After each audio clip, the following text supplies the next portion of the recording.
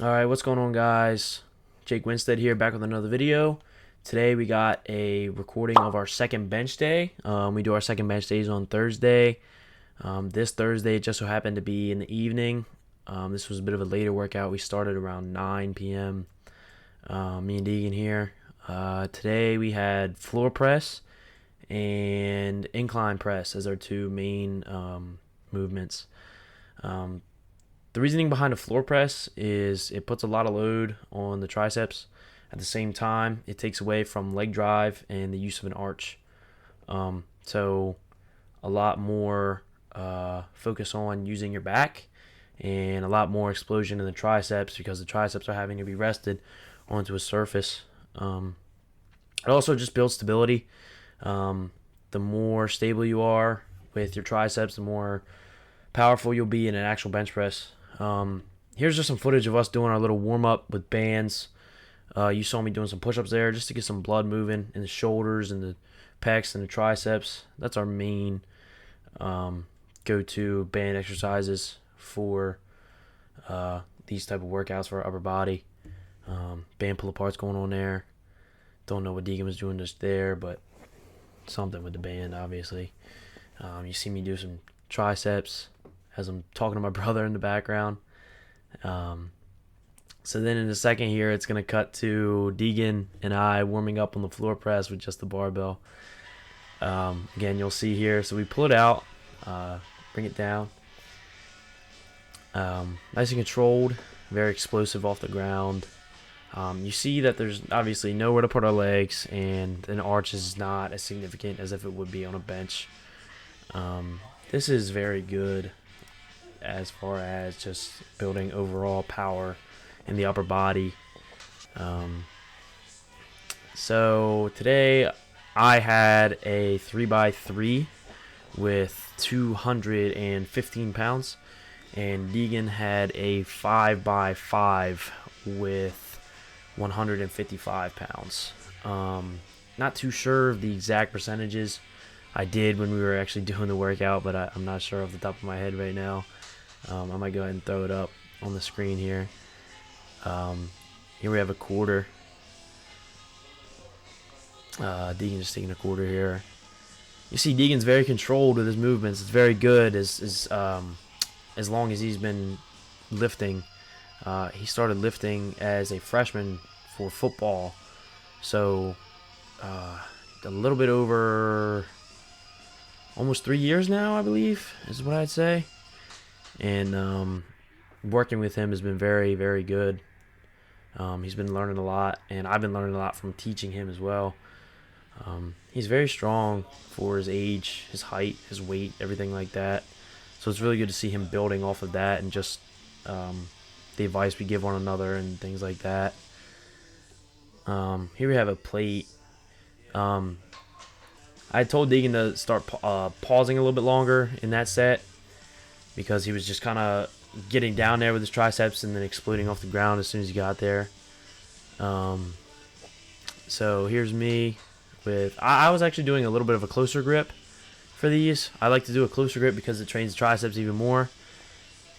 Here's Deagon with his first set of 155.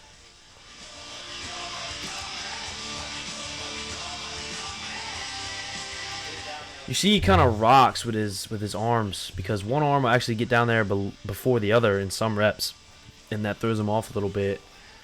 But he still does a very good job of taking the weight out and just smashing it for these sets.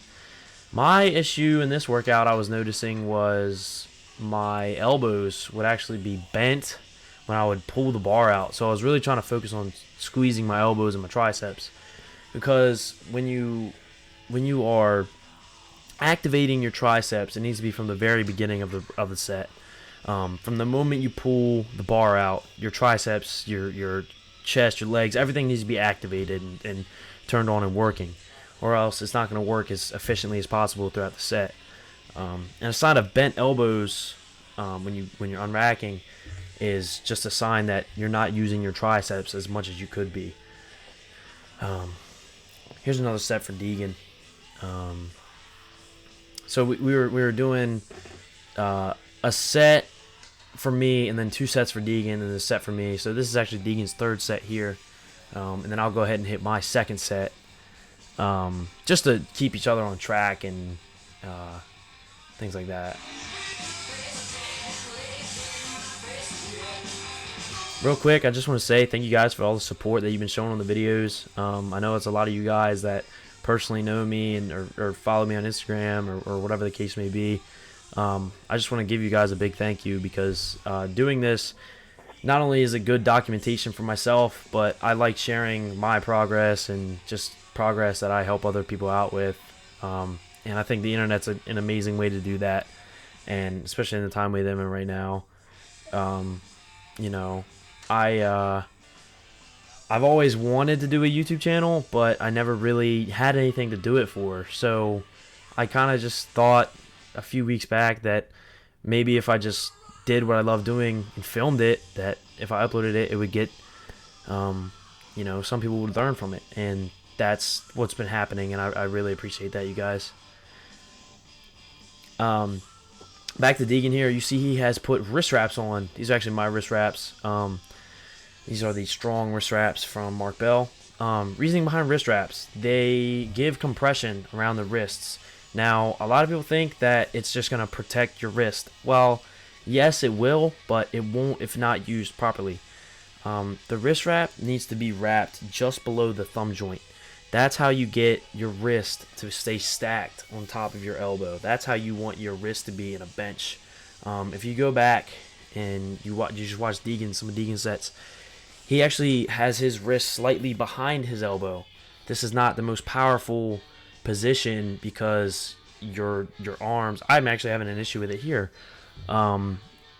You're just not producing as much power as you could be, and not using your triceps as properly as you could be. Here we have Deagon here, about to take his first set of incline. This is 135. I believe he does it for 7. The rep range was 6 to 8. So he was telling me that there was no way he was gonna get 6 to 8, but I knew he had it in him. I like incline as a good builder for the bench press, because it's a lot of front delt and a lot of upper chest, which sometimes will get neglected by some powerlifters, which I think is, you know, ridiculous. But yeah, failed the 8th one. All good, buddy. Here's me. I was doing 2 sets of 18 to 20.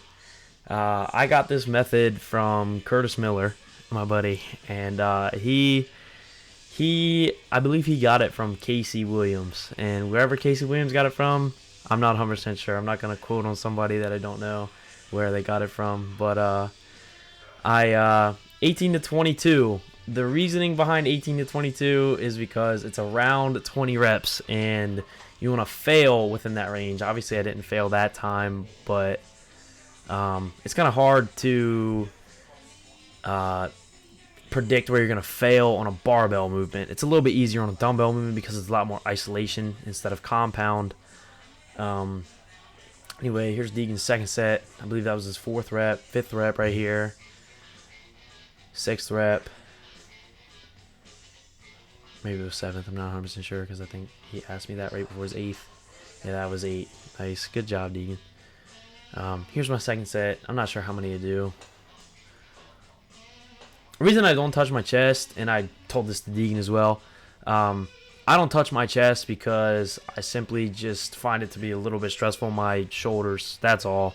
You know, nothing against people who touch their chest. Obviously, you know, more range of motion. I just find it to be a little bit more of a pump, I guess. Big bodybuilder guy. Here's Deagon's last set.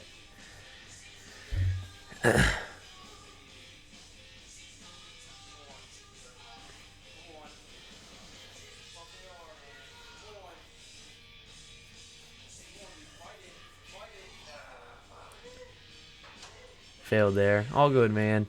All good. Just training. Here we got some shrugs. Shrugs build a lot of the muscles around the neck and the shoulder. The shoulders are a huge part of a powerlifter training or just a strength trainer in general.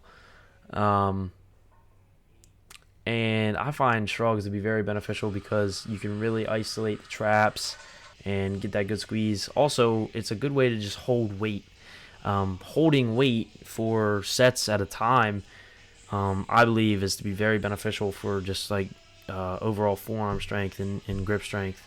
For me, I'm a hook grip puller, so I wouldn't say neglect grip training, but I don't do it as often as I should. So doing these really help with that.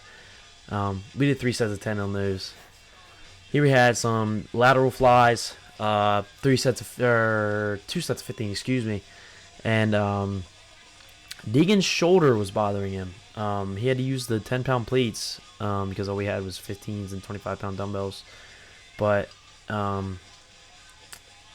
it's not a weakness. It's just he feels a bit of a sharp pain going through his trap and his upper delt whenever he's doing anything more.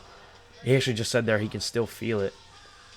And then there he is asking me how many he did. He was a little bit confused, bud. All good. I told him just do 5 more or something like that. I'm not 100% sure.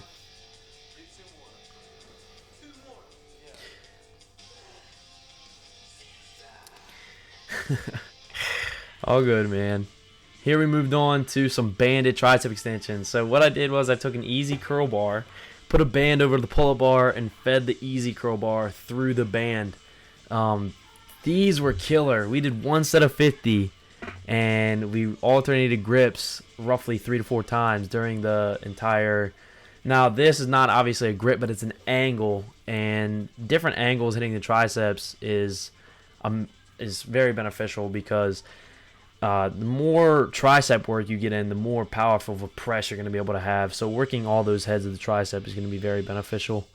Here's Deagon set of 50 here. That was about all we did for today's workout, you guys. I'm going to be checking in with a squat workout on Monday with me, Deagon, and Jeremy. So stay tuned for that. Also, if you guys want to see any other content just besides, training, just go ahead, shoot me a DM or leave a comment what type of content you would like to see. Obviously, we're in the middle of a quarantine right now, so not that much of a variety of content we could do, but I'm up for whatever. Obviously, just basic things that you guys would like to see. I'd be willing. So just let me know, you guys. Thanks again. Have a good one.